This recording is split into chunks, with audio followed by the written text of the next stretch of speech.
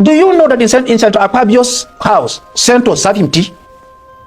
Well, I don't know. I am telling you now. But let me just say. And I am telling you now. And I told him that you are no longer a governor. These senators are your colleagues, but now you are commissioners.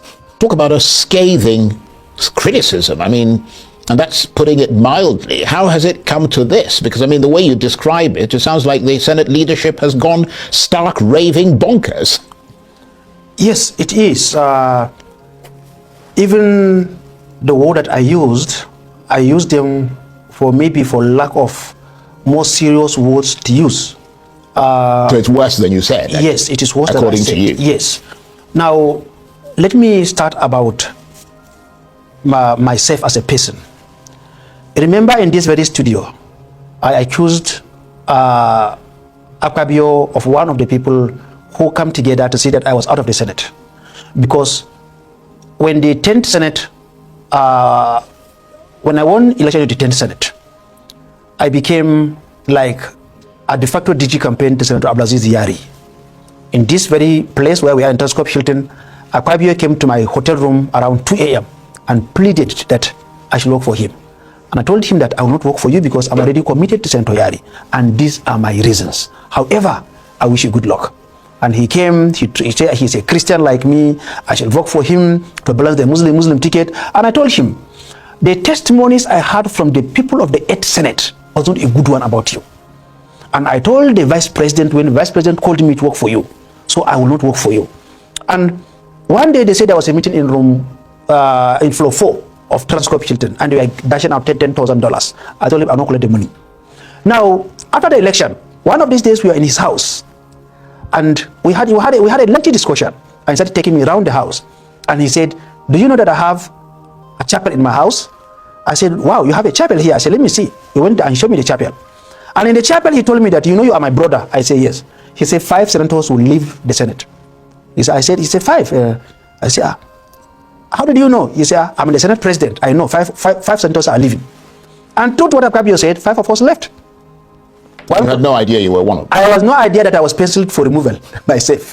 So, when I was in the Senate, I traveled to Kenya on a parliamentary assignment.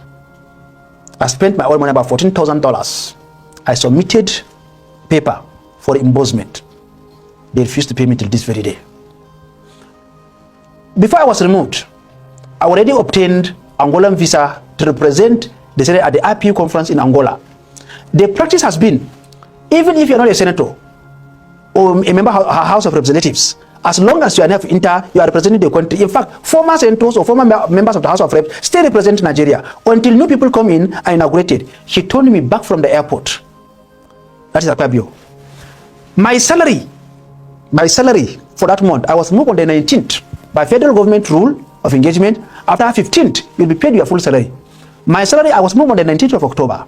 My salary was not paid for that month on the orders of Akpabio. And let me tell you one worst thing that he did. There are 109 senators. Now 5 of us were removed. 2 left. Umahi left to become Minister for Works. Gadem left to become Minister for Police Affairs. Now making 7 senators left the National Assembly. Out of the 7 senators who left, Akpabio sent their official cars to their houses. Every senator that was removed from the Senate got their own official vehicles, leaving only Senator Abbo alone. So the Daliti got his own. The 2 senators from Plateau, the other senator Ohere, the 4 of us removed by the court, they all got their own. And the 2 that left before me, that I screened them to become ministers, because they come for screening, and then I screened them as a senator.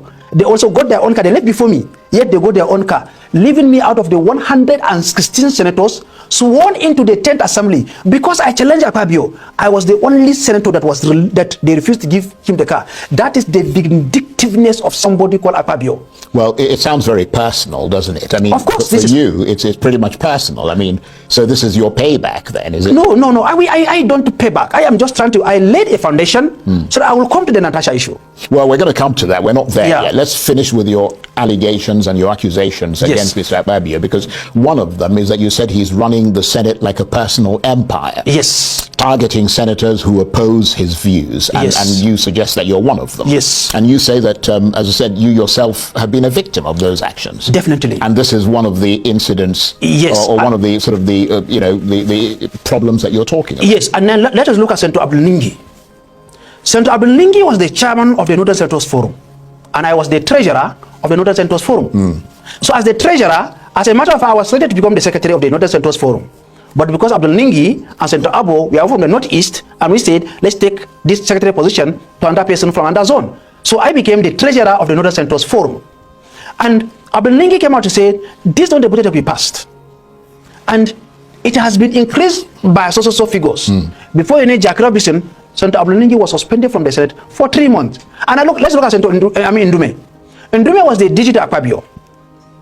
When Senator Ndume came out to say things are not run properly here, what happened to him? He was removed as the chief whip of the Senate, stripped of his position as the vice chairman of the Senate Committee on Appropriation, and then be thrown away.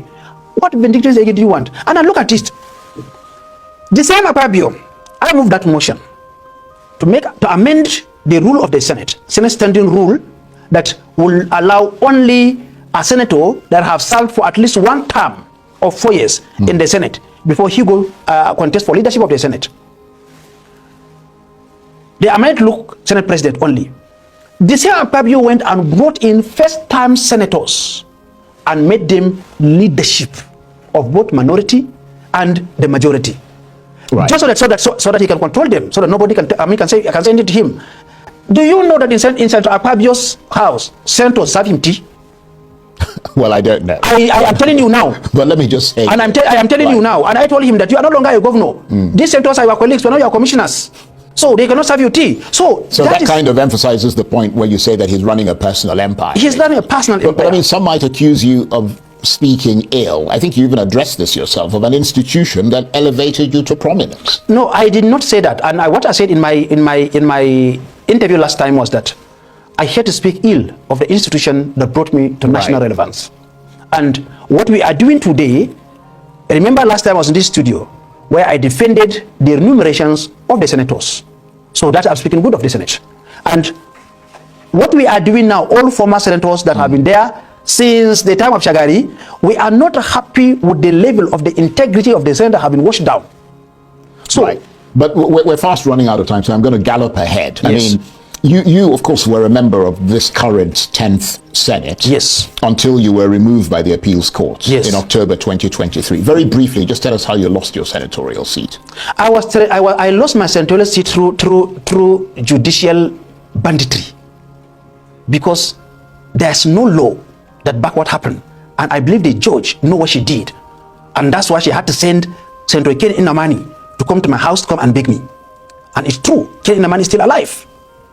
A situation where a judge said that local government election that took place in 5 local governments, and she cancelled election in 2 local governments, diffranchised 2 local governments, cancelled election in 263 polling units, and not order for election as the law stipulated. That is not the law. That is robbery. That is a coup against democracy. Right. So you think there was political pressure? Of course, he was pressured, and I said it time upon time. Right. And unfortunately, I petitioned the NJC, and NJC became a body that only punished small judges, magistrate and high court judges, but they cannot punish big judges.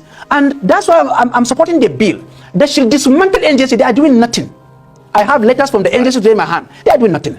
And I'm advocating for that same bill in the House of Reps, that the NBA should be the one who will discipline judges by passing a vote of no confidence on airing judges. Right. Now, you yourself, of course, you're not free of some of this damaging scandal that you talk about. I mean, because you went through a pretty damaging one when you were in the Senate. I mean, didn't you? Yes. You were sort of mired in that controversy when you were captured on video, slapping the owner of an adult toy shop. It's not so.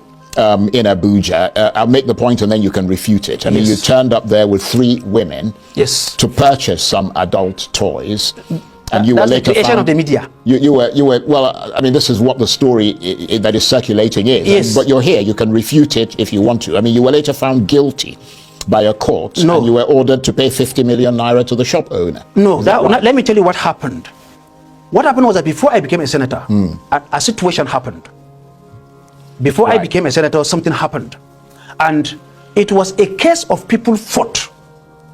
some ladies' foot, not in an adult shop, but rather a candy shop that's separated into two. Right. At this side, they sell candy for birthdays, the cakes, and the rest of it on one side.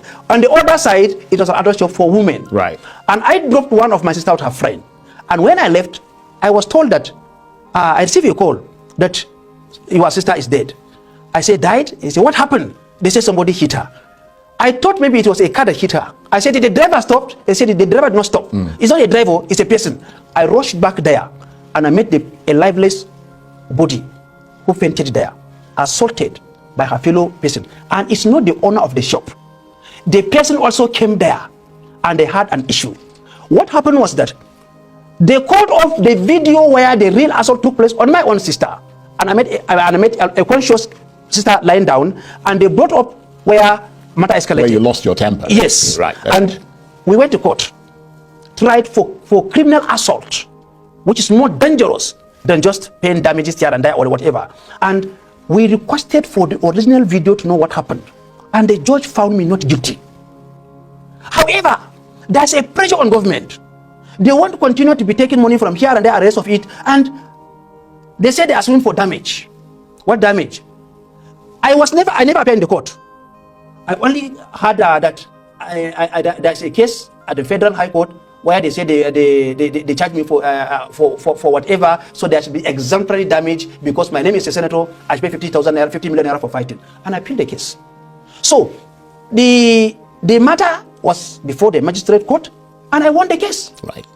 Okay, well, that's what you say. The thing that is in the public domain is slightly different. No, but let's move on. You are hearing from me, Right. and you say you are giving opportunity chance to clear this, and you are hearing from me. I understand that. And not also that they say it's a breastfeeding mother, and these are all lies. Right. Do you know that a situation whereby they hired a baby, so that the woman will hold a baby, so she's a breastfeeding mother. They borrowed a neighbor's baby and claim to be breastfeeding. Well, and when this it all sounds monstrously complicated, and I mean we can't sort of get too much into it because the other side are not here and all the rest of it.